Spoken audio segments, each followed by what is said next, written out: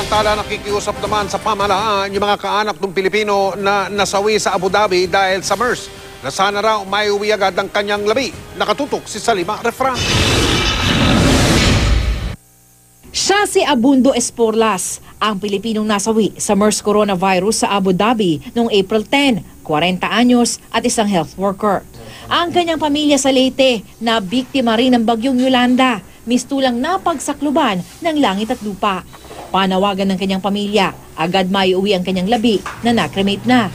Hiling din nilang maipadala sa Middle East ang isa sa mga kapatid ng biktima para asikasuhin ang pagbabalik ng mga abo. Gusto lang namin na yun lang, maski yung remain lang ng kapatid namin na maiuwi dito ng maayos. Kasi hindi namin alam kung yung lugar na paglilibingan ng kapatid namin, kung okay siya doon. Ipinangako naman ng Overseas Workers Welfare Administration o OWA na tutulong sila sa pamilya ni Esporlas. Tatanggap daw ang kanyang pamilya ng 100,000 piso na death benefit at 20,000 pisong burial assistance.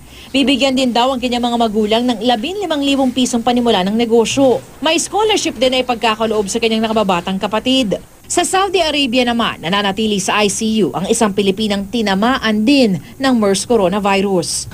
Ilang araw siya doon sa ICU, mga siguro after 2 days, yun, tinawagan ako ng madaling araw na ang misis mo, kailangan na natin magdasal tayo, kailangan na siya lagyan ng intubate na siya kasi nahihirapan na talaga huminga. Nananawagan naman ang mga kaanak niya na nasa Saudi rin na maabutan sila ng tulong ng pamahalaan sa gitna ng pagsubok na ito. Salima Refran, nakatutok, 24 oras.